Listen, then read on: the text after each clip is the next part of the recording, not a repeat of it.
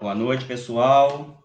Sejam bem-vindos à nossa casa, Grupo Espírita Inácio Ferreira.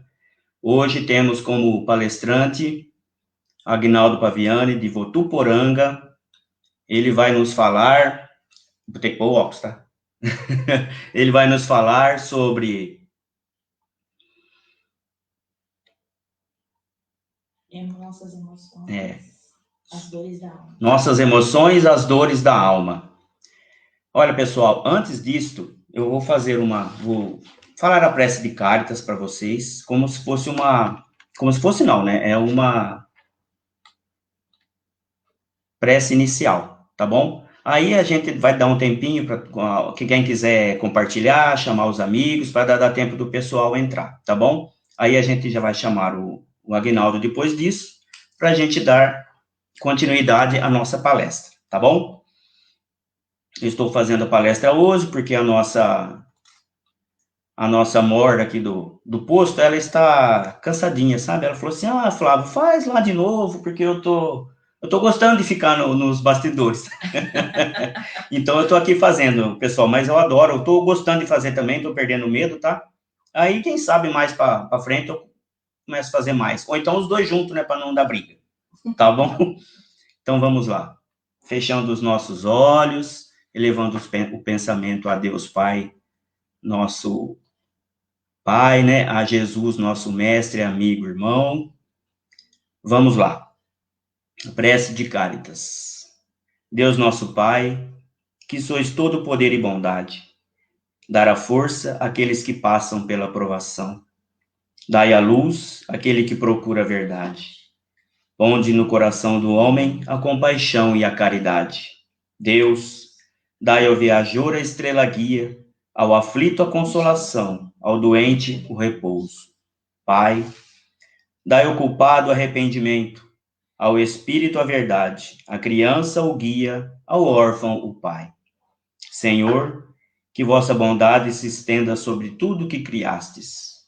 Piedade, Senhor, para aqueles que vos não conhecem, esperança para aqueles que sofrem. Que a vossa bondade permita aos espíritos consoladores derramarem por toda a paz, a esperança e a fé. Deus, um raio, uma faísca do vosso amor pode abrasar a terra. Deixai-nos beber nas fontes dessa bondade fecunda e infinita, e todas as lágrimas secarão, todas as dores se acalmarão. Um só coração, um só pensamento subirá até vós, como um grito de reconhecimento e de amor. Como Moisés sobre a montanha, nós vos esperamos com os braços abertos. Ó bondade, ó beleza, ó perfeição. E queremos de alguma sorte merecer a vossa misericórdia. Deus, dai-nos a força de ajudar o progresso, a fim de subirmos até vós. Dai-nos a caridade pura, dai-nos a fé e a razão, dai-nos a simplicidade que fará de nossas almas o espelho onde se refletirá a vossa divina imagem. Que assim seja.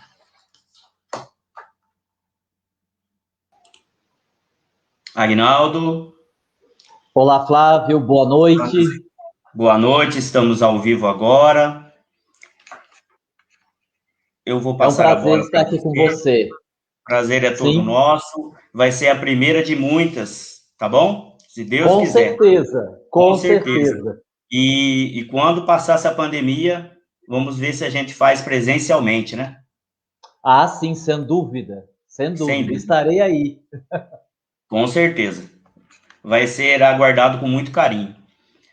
Agnaldo, que os bons espíritos te inspirem nessa palestra, viu? Qualquer coisa, estou aqui, tá bom? Assim seja. Obrigado, Flávio. Olá, queridos amigos. Olá, queridos irmãos. Uma boa noite a todos. Que Jesus, o amigo de todas as horas e de todos os momentos, nos abençoe e nos conforte na sua imensa, inesgotável paz. Principalmente nestes momentos de tantas lutas, de tantas dores, de tantas dificuldades. É sempre um prazer falar em nome de Jesus. É sempre um prazer falar em nome do Espiritismo.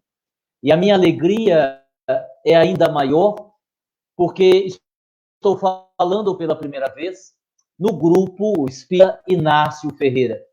E a minha alegria, porque aqui em Votuporanga, na nossa instituição, Caminho de Damasco, nós temos um carinho muito grande pelo querido doutor Inácio Ferreira.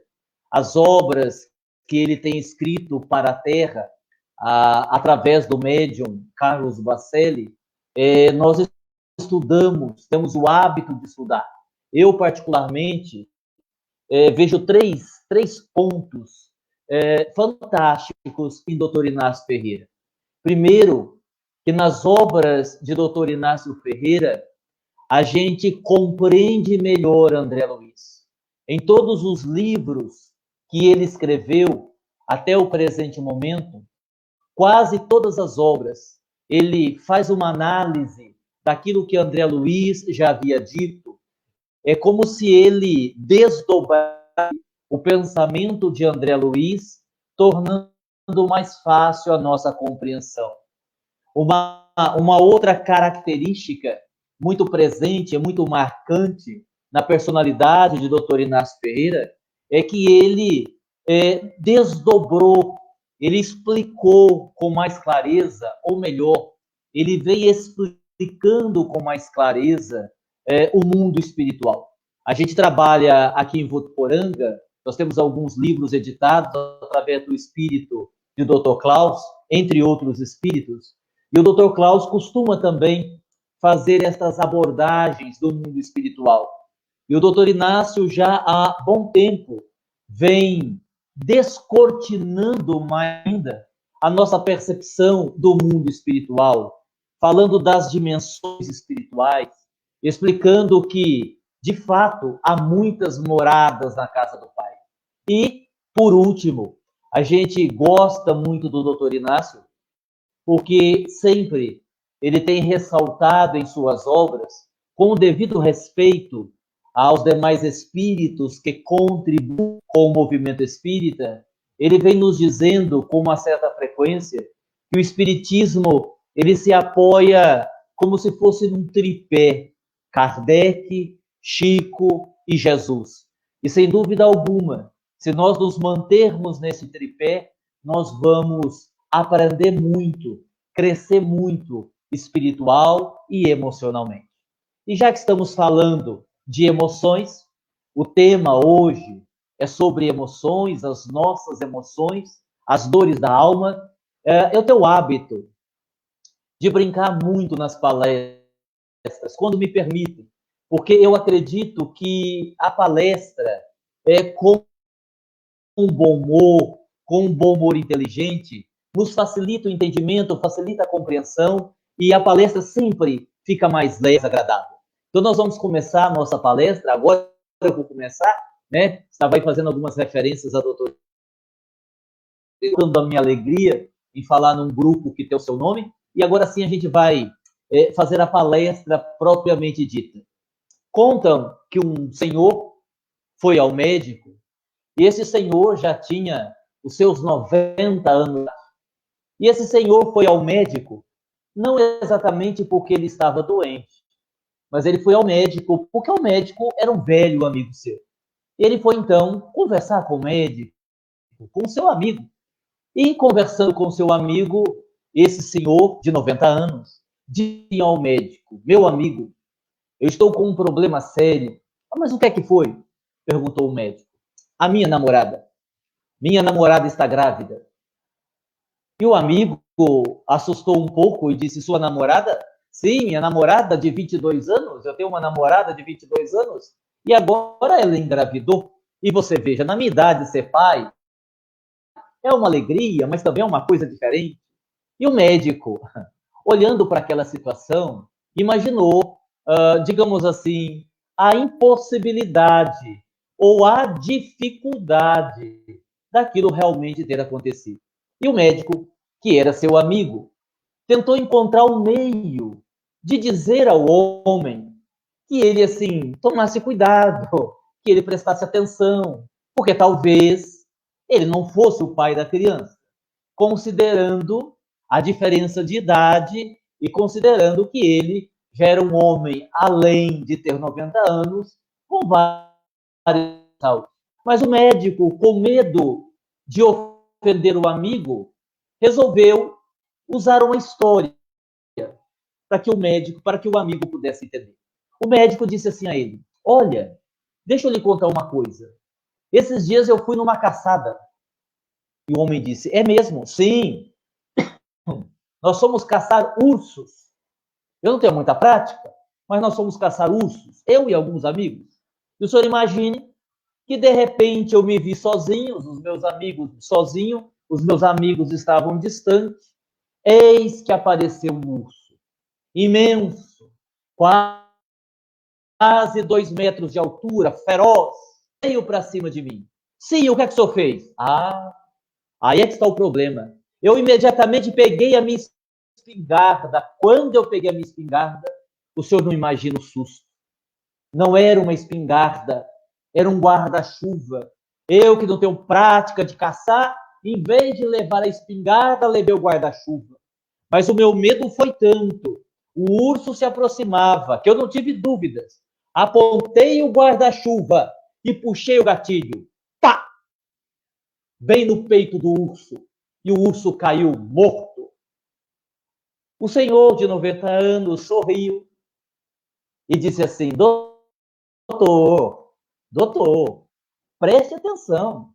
É óbvio que não foi o senhor que atirou com o guarda-chuva. É claro que algum amigo seu atirou e o senhor pensa que foi o senhor. E o médico olhou para ele e disse: então. E a história termina aqui.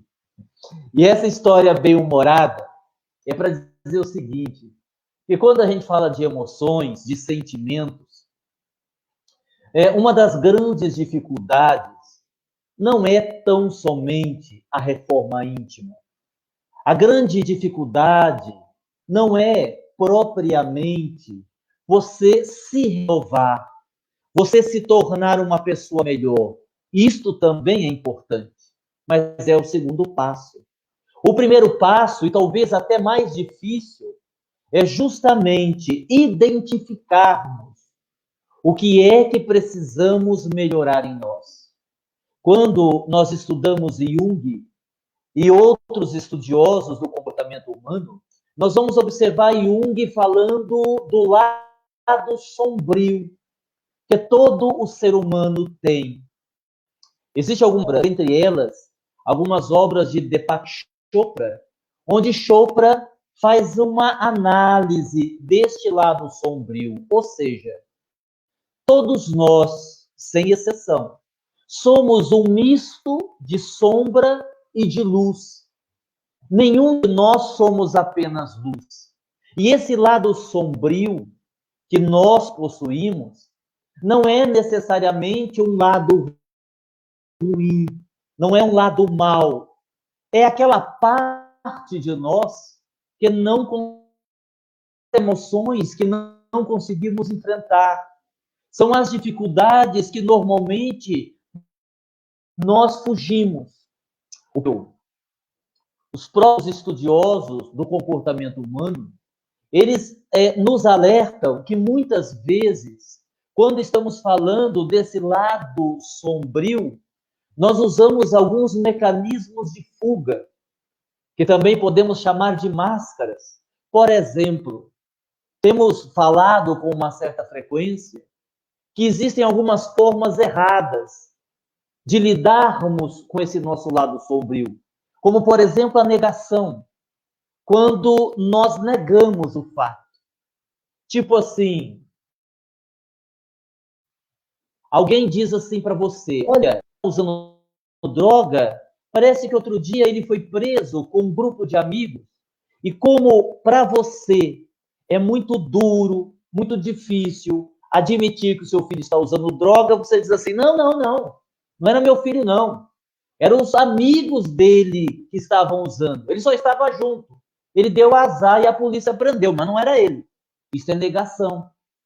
É quando eu nego o fato para não ter que lidar com o fato. Muitas vezes nós reprimimos. Nós não queremos tratar do assunto. Eu reprimo aquela situação.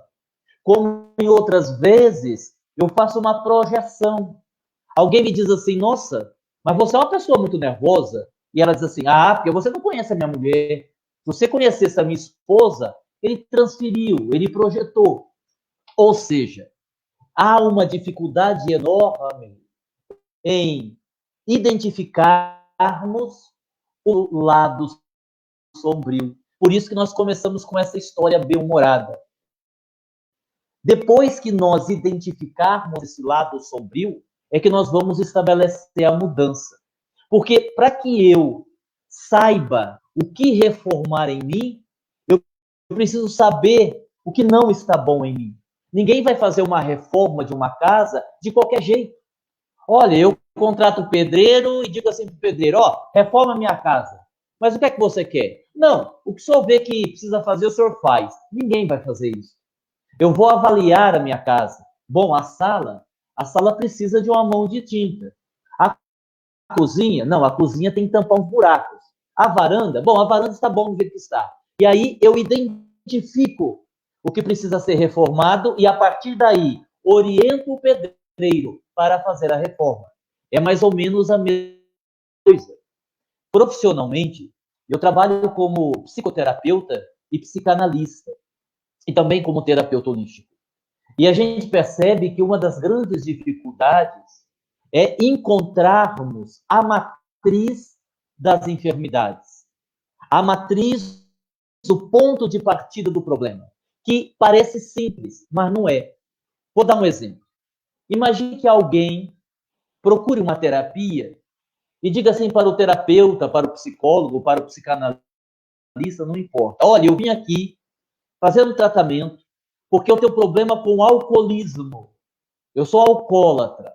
Muito bem. E aí, então, você começa a fazer as sessões de terapia e, com o passar do tempo, você descobre que aquela pessoa que procurou a terapia porque é alcoólatra, ela é uma pessoa muito triste, profundamente triste. Bem, a partir daí, nós entendemos que o alcoolismo deixa de ser talvez o problema da pessoa seja a tristeza. E ela encontra no álcool uma válvula de escape. Esta pessoa continua fazendo a terapia e, com o passar do tempo, com as sessões, a gente descobre que esta pessoa tem uma baixa autoestima. A autoestima dela é muito baixa. É uma pessoa que não se ama. É uma pessoa que não consegue gostar de si. Bom, então aí a gente parte de um outro princípio. Talvez o problema central não seja o álcool. Talvez o problema central não seja a tristeza, mas sim a baixa autoestima, que gera tristeza e o empurra para o vício.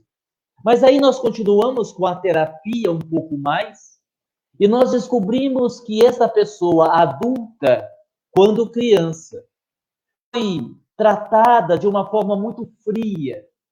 Ela sofreu muito no seu processo educacional. Digamos assim, que ela teve um pai ausente, que ela teve uma mãe muito rígida. E aí, então, a partir da infância, e aí deixamos o pensamento atual e vamos lá para Freud, né? Freud, considerado o pai da psicanálise, nos traz muitas informações a respeito do que pode acontecer conosco na idade adulta quando trazemos traumas mal resolvidos da nossa infância. E aí, nesta análise, nesse exemplo que eu estou dando, o que é que nós percebemos? Nós percebemos que, na verdade, essa pessoa que buscou a terapia supostamente por causa de um problema de alcoolismo, na verdade, teve um processo de dificuldade na infância, que gerou uma baixa autoestima, que gerou uma tristeza, que a empurrou para o alcoolismo. Então, vejam como é difícil identificar a causa principal do problema. Hoje, quando nós falamos das dores da alma, e aqui nós estamos falando do quê? Nós estamos falando da depressão, nós estamos falando da ansiedade, nós estamos falando da síndrome do pânico, nós estamos falando de todos os problemas que afetam o nosso psiquismo. Se você considerar a pandemia, nós vamos observar que os dados são alarmantes. Nós tivemos um crescimento assustador de pessoas depressivas, de pessoas ansiosas. E eu sempre costumo dizer, até aqui eu vou, para quem acompanha as minhas palestras pelo meu canal, vai saber do que eu estou falando, porque é algo que eu até me torno repetitivo. E eu sempre digo assim para as pessoas, nenhum remédio vai curar esse tipo de problema. Não quer dizer que você não tenha que tomar, não quer dizer que você não tenha que ir ao psiquiatra de forma alguma, porque existem quadros que são extremamente dolorosos, em que o psiquiatra e a medicação é extremamente necessária. Mas não podemos esquecer que a medicação, que o remédio, será sempre um efeito apenas de suavizar o problema. Ora, por que, Aguinaldo? Simples. Você pode levantar de manhã com uma dor de estômago. Você toma um omeprazol. Você pode levantar de manhã com uma cólica de rim. Você toma um Buscopan. Mas você nunca vai levantar de manhã e dizer assim, nossa, hoje eu levantei, o meu cotovelo direito está tão depressivo, o meu joelho esquerdo está tão nervoso. Isso não existe. E não existe por quê? Porque são dores da alma. Estão no espírito. É do psiquismo, é do psicológico, é do emocional. E quando eu tomo o remédio combate o efeito, mas ele não chega na causa. A causa está no espírito mortal. E aí, então, fazendo essa explicação, óbvio que vai surgir a pergunta, bom, Aguinaldo, mas então, qual é a causa da depressão? Qual é a causa da ansiedade, a síndrome do pânico? Onde é que está o ponto de partida destas enfermidades? Muito bem.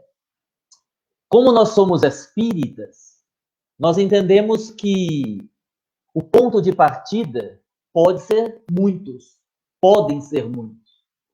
Veja, eu posso ter um problema que está relacionado à minha dificuldade em lidar com os meus sentimentos. Eu posso ter um problema de saúde que ocorre em decorrência da má administração das minhas emoções.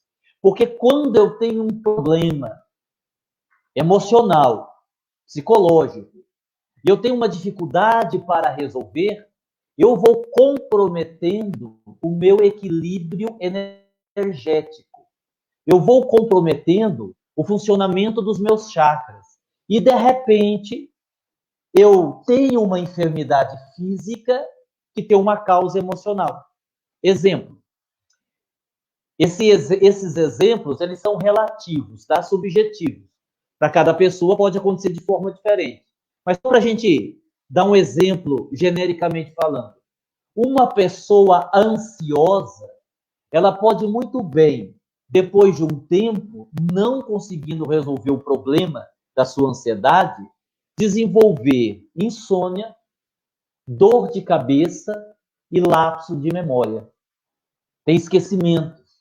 Porque a ansiedade é uma doença que, sob o ponto de vista emocional, te tira do tempo presente e te joga para o futuro. Tanto é que uma pessoa ansiosa usa muito a expressão e se? E se não der certo? E se não gostarem de mim? E se eu não for feliz? E se me demitirem? E se chover amanhã? E se? Então ela sofre muito com isso. Então, uma pessoa com ansiedade pode ter esses sintomas. Por exemplo, uma pessoa que não sabe dizer não. Uma pessoa que tem dificuldade em dizer não. Essa pessoa, automaticamente, ela vai engolir muitos sapos. E uma pessoa que não sabe dizer não e engole muitos sapos, ela pode, por exemplo, desenvolver uma gastrite. A pessoa que pensa demais, que está sempre acelerada, seja qual for a sua profissão, pode desenvolver problema no maxilar. pode ter uma dor de cabeça crônica. Há pessoas, por exemplo, que na ânsia de ajudar, na ânsia de fazer a caridade, começam a pegar o problema dos outros, começam a colocar sobre os seus ombros problemas que não são seus. E aí essa pessoa vai desenvolver o quê? Um problema na coluna. Então, nós podemos dizer que muitas das nossas dificuldades hoje em dia está relacionado a quê? Como a nossa dificuldade imensa com a própria vida, em sermos resignados, em termos aceitação, em sabermos perdoar, em sabermos viver um dia de cada vez. É uma questão de reeducação emocional. Ah, Aguinaldo, todos os problemas vêm daí? Óbvio que não. Como nós estávamos falando ainda há pouco, nós temos as questões relacionadas à nossa infância. Existem muitos problemas de ordem emocional que a causa está lá na nossa infância. Eu me lembro de um exemplo, de um caso que eu não tratei.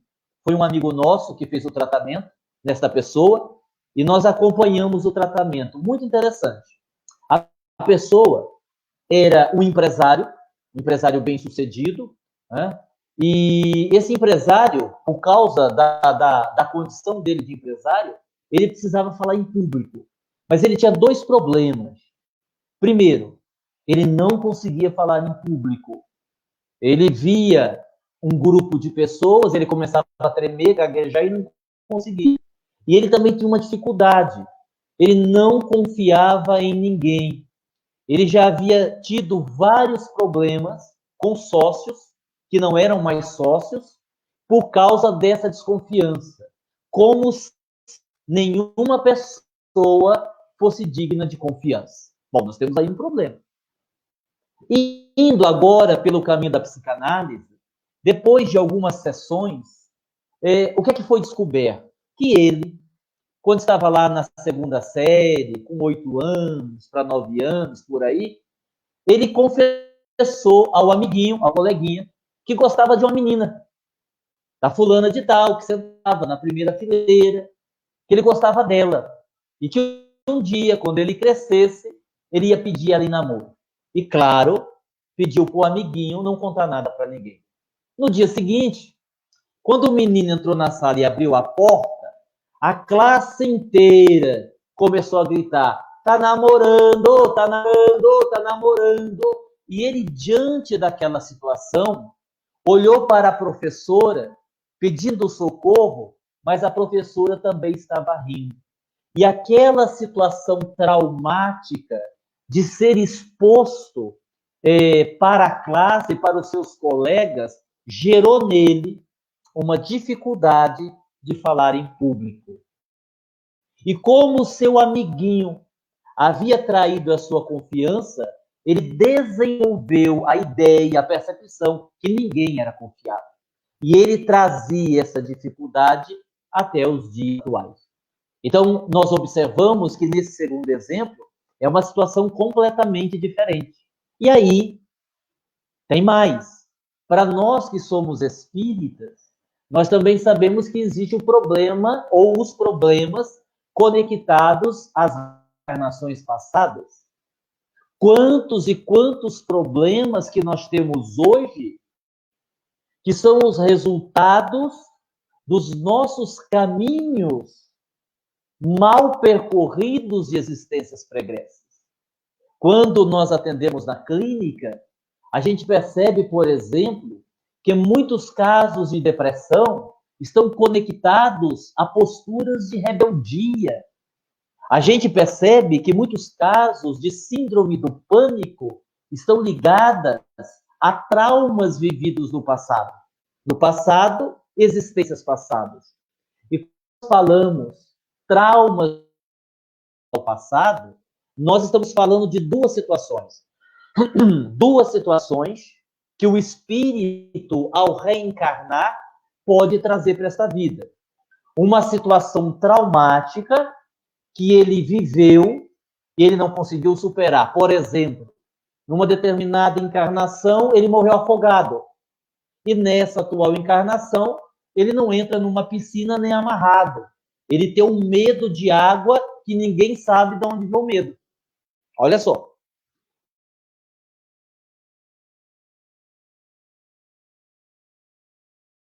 Está conectado às situações que nós impomos aos outros. Eu tenho um amigo que ele desenvolveu várias enfermidades psíquicas. E ele sempre foi hipocondríaco. Ele sempre teve uma dificuldade com as doenças.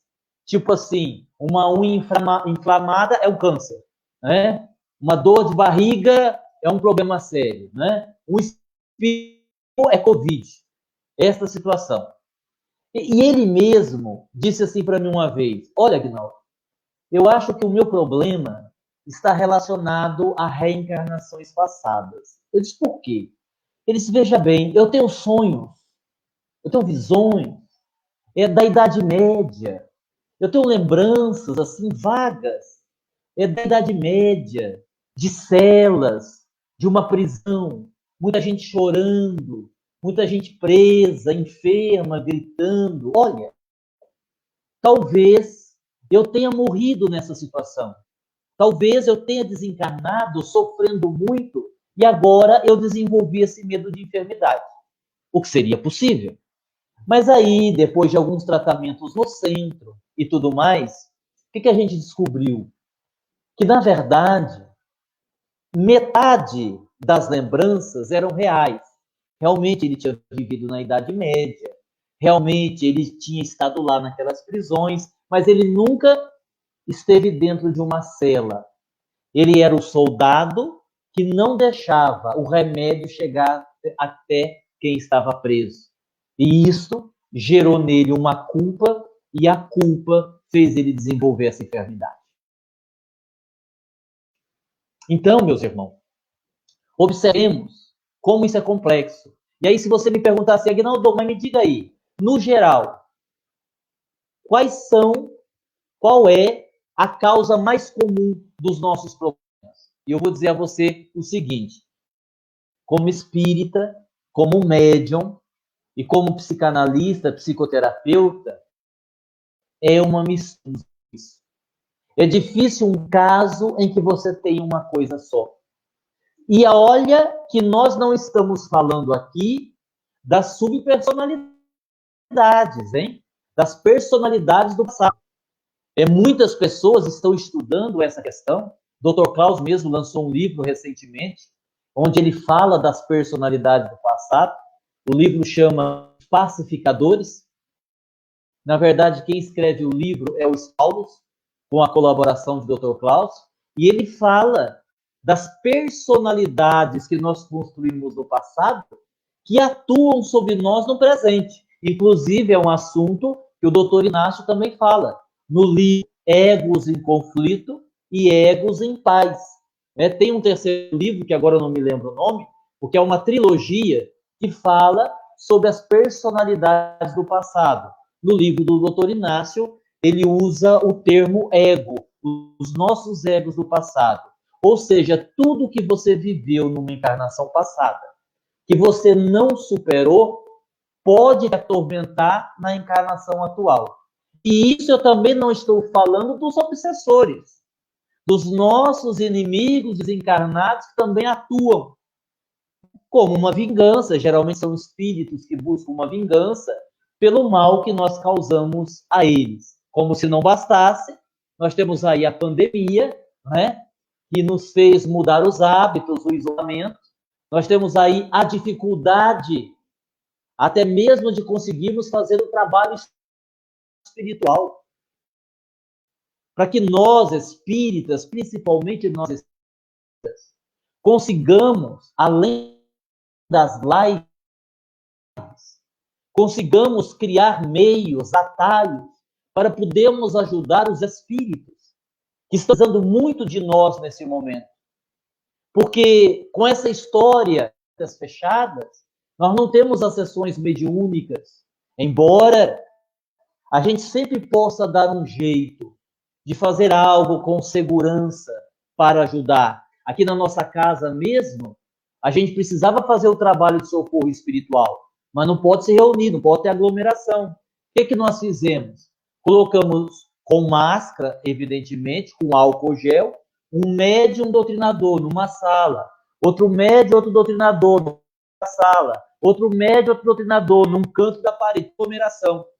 E aí a gente consegue dar um apoio espiritual aos benfeitores que nesse momento estão precisando muito de nós.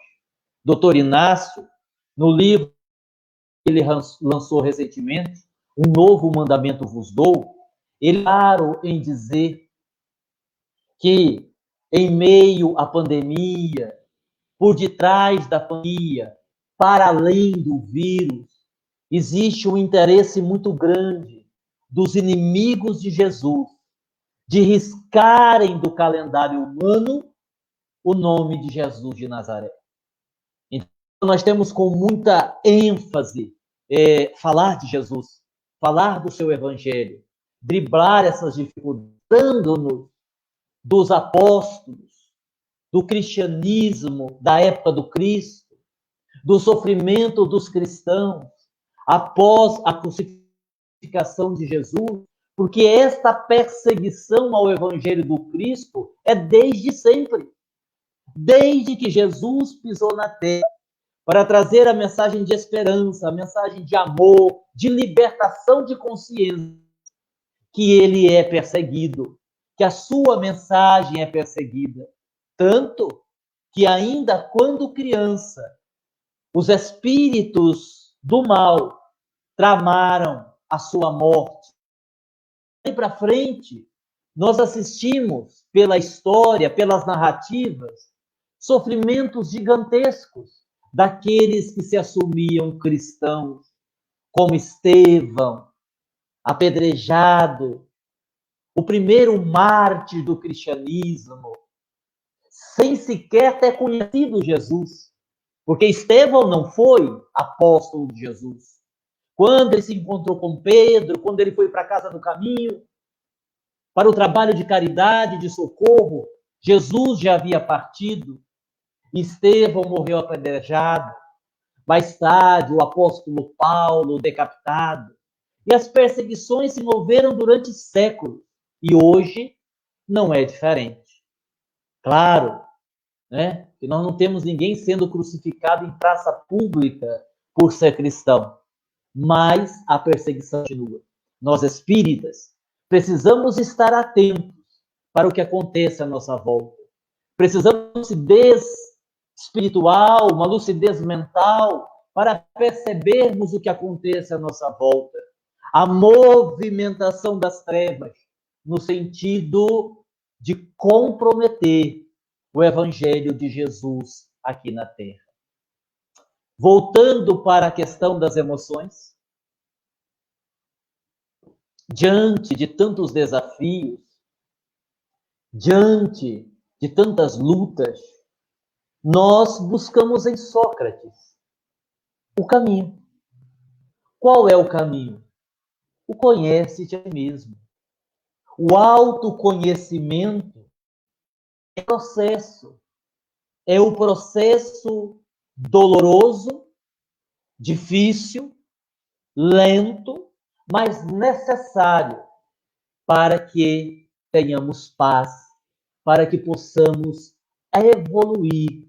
Afinal de contas, é para isso que estamos reencarnados. E alguém poderia dizer assim, Aguinaldo, mas não existe um roteiro, não existe uma receita? Existe. Né? O roteiro foi estabelecido pelo maior psicólogo que já passou aqui pela Terra, que foi Jesus de Nazaré. E Jesus de Nazaré, com o seu evangelho, ele nos deu um roteiro. É claro que hoje em dia nós buscamos, digamos assim, não é um manual, uma forma de conduta inspirados no evangelho que possa nos auxiliar nessa caminhada. E se alguém me perguntar assim, Aguinaldo, o que a gente poderia fazer na prática, no dia a dia? A gente já sabe que Jesus é o caminho, a gente já sabe que tem que fazer esse processo de conhecimento, porque quando nós falamos em evolução espiritual, Quando nós falamos em crescimento espiritual, nós precisamos lembrar que o espírito precisa fazer dois movimentos. O movimento para fora, que é o trabalho, digamos assim, manual, de caridade, de socorro a quem precisa, não é? Está lá na bandeira do espiritismo. Fora da caridade não há salvação. E nós também precisamos fazer um movimento para dentro, que é esse movimento de nos conhecer, de nos entendermos melhor, de sabermos quais são as nossas falhas, que foi o que dissemos no início da palestra. Esse é o processo. A gente tem visto assim, ó, só para a gente facilitar um pouco mais a nossa compreensão, o nosso entendimento, que uma das grandes dificuldades para nós, espíritos em evolução, é a rebeldia. Nós somos espíritos rebeldes. E quando você diz que o traço predominante de um depressivo é a rebeldia, mas é. Então, assim, trabalharmos a aceitação, a resignação, ou seja, eu mudo aquilo que eu posso mudar e eu aceito aquilo que eu não tenho o poder de mudar. Essa é a resignação. Porque a gente tem visto muitas pessoas sofrendo porque trazem problemas de encarnação passada. E a pessoa logo diz assim, eu devo estar com um obsessor. E não está. Às vezes a pessoa está sofrendo por quê? Porque a mãe morreu e ele não aceita. Mas não aceito que a minha mãe morreu. Mas como que você não aceita? É difícil a perda, né? Perder um ente querido. Mas primeiro, a morte não existe. Segundo, nós sabemos que todo mundo que nasceu um dia vai morrer. E quando eu digo que eu não aceito, eu estou mostrando a minha rebeldia. A gente poderia lembrar também da necessidade do esforço contínuo. É um esforço de todos os dias. Daí porque Jesus falou, tu vigiai e orai. A necessidade de nós vigiarmos o tempo todo. Esse esforço contínuo. Agnaldo, mas às vezes cansa. Cansa. Olha, às vezes fica difícil. Fica. Mas não desista. Por que você não pode desistir? Sabe por que nós não podemos desistir? Eu vou dar só 2 motivos. Poderia dar uma lista. Primeiro, nós somos espíritos que já perdemos todas as outras oportunidades que nos foram dadas em outras encarnações. E agora, conhecendo Jesus como nós conhecemos, conhecendo o Espiritismo como nós conhecemos, a gente não pode jogar outra encarnação fora. E tem um outro problema. Nós estamos no processo de afunilamento da transição planetária. Isso quer dizer que se eu jogar fora a minha encarnação hoje, não há garantias de que eu volte a reencarnar na Terra. Então a gente tem que fazer esse esforço contínuo.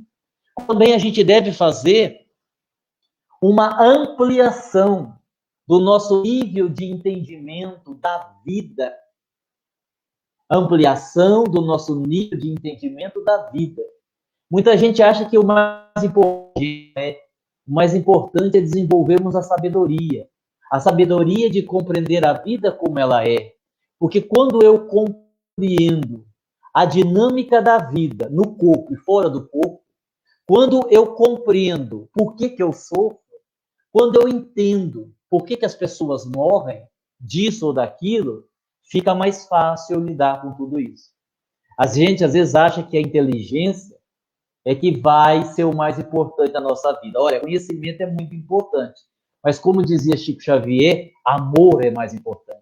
Eu me lembro de uma história, para exemplificar, e essa história é lá da Bahia. Quem contou essa história uma vez foi o meu querido amigo Lindomar Coutinho.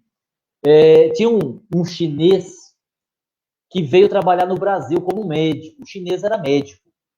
Mas, embora fosse um bom médico, ele não estava conseguindo clientes. Nada, não estava conseguindo clientes. E aí ele decidiu fazer uma promoção arriscada, mas ele fez. Ele publicou assim no jornal, na época do jornal, né? Publicou assim, médico chinês, atendo no endereço tal, consulta R$100. Se eu não resolver o problema, pago 200. Olha só, Um médico assim, até para quem não está doente, a gente vai procurar. E aí, um espertalhão, um cara inteligente, né? Aquele cara que tem o hábito de levar vantagem em tudo. Quando ele viu o jornal, ele disse, mas eu vou pegar esse chinês, eu vou inventar uma doença que ele não vai saber resolver. Como ele está dizendo aqui que se ele não resolver, ele paga 200, ele vai ter que me dar o dinheiro.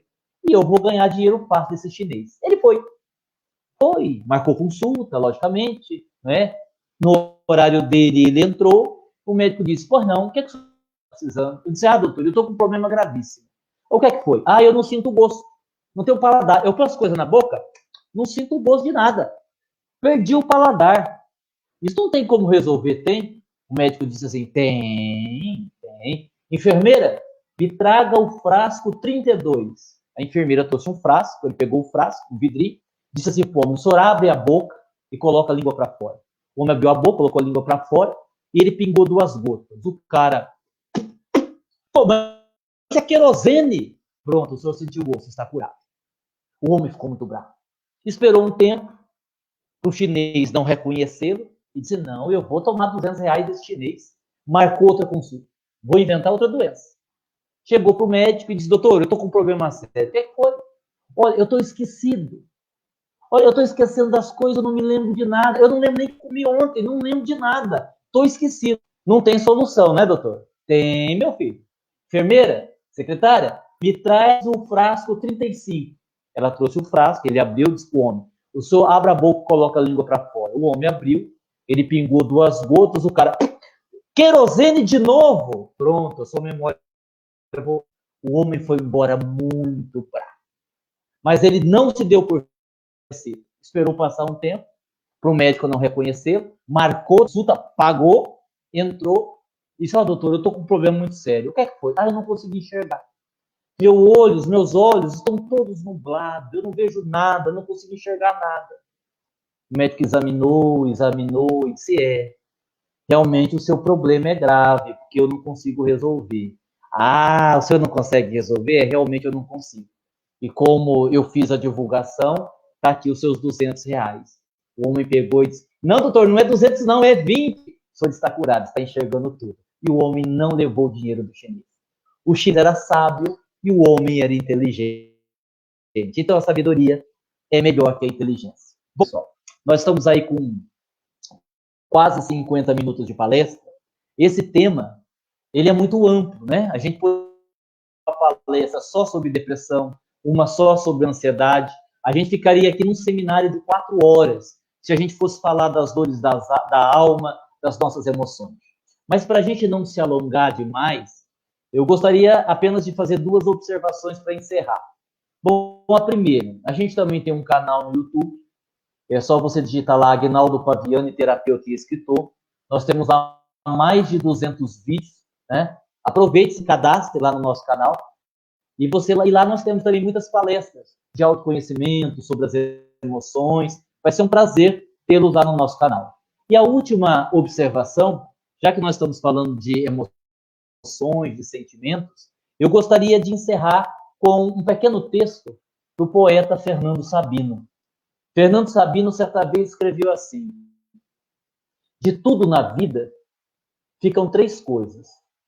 Certeza que estamos apenas começando, a certeza que temos que continuar e a certeza que podemos ser interrompidos antes de terminar. Daí, a sabedoria da vida está em fazermos da interrupção um novo começo. Fazermos da queda um passo de dança. Fazermos do medo uma escada. Fazermos do sonho uma ponte. E fazermos da procura um encontro. Que a gente possa fazer da nossa vida uma vida feliz. Apesar de tudo, apesar de tantas dores, apesar das dores da alma, que possamos estabelecer como foco a nossa felicidade. E, sobretudo, que possamos amar mais. Amar a própria vida. Amar as pessoas. Até mesmo amarmos aqueles que não nos amam. E para encerrarmos, Peço licença para plagiar Francisco de Assis. Como o nosso irmão começou com uma prece muito bonita, eu me lembro de Francisco de Assis, que disse mais ou menos assim em sua oração: Senhor, fazei de mim instrumento da vossa paz. Onde houver o ódio, que eu leve o amor que planifica, o amor que ilumina, o amor que emana de Deus, o nosso Pai. Onde houver injúrias, que eu leve o perdão que substitui o ódio, o amargo, o rancor, pelo abraço, pelo sorriso ou pelo aperto de mão. Onde houver tristeza, que eu leve a alegria do teu evangelho doce, que um dia nos trouxe às margens do Genezaré ou pelas ruelas de Cafarnaum. Onde houver dúvidas, que eu leve a fé, e ainda que a minha fé seja do tamanho de um grão de mostarda, que ela seja capaz de mover as montanhas de nossas iniquidades. Onde houver a mentira, que eu leve a verdade que nos aproxima de Deus, a verdade que nos aproxima de nós mesmos. Querido amigo Jesus, que nesta vida de lutas e de labutas, eu não desejo tanto ser consolado, mas que eu tenha coragem de consolar o aflito, o caído da rua, aquele que não tem um ombro amigo para chorar. Que nesta vida de desafios, eu não deseje tanto ser compreendido, mas que eu tenha coragem de compreender aquele que me agride, aquele que me fere, aquele que me persegue. Na verdade, ele não é mal, ele apenas ainda não aprendeu a amar. Ah, Senhor, o amor. Que nesta vida de lutas, de labutas, de dores, de lágrimas, eu não deseje tanto ser amado, mas que eu tenha coragem de amar a vida, amar a Ti, amar as pessoas, amar, sobretudo, aqueles que não me amam. Porque eu já entendi com o Teu Evangelho, sob a luz da doutrina espírita, que é amando que somos amados, que é perdoado que também somos, que é perdoando que também somos perdoados. A lei de ação e reação. E que é morrendo, quando fechamos os olhos físicos pela última vez, que despertamos na vida espiritual e entendemos que a vida pulsa em toda parte, que há vida aqui, mas também há vida acolá. E a vida é o maior patrimônio do Espírito. Tenhamos esta consciência, que Jesus nos abençoe, que Jesus nos fortaleça. Muita paz aos trabalhadores do Grupo Espírita Inácio Ferreira. E eu agora devolvo a fala ao nosso querido Flávio. Muito obrigado pela oportunidade.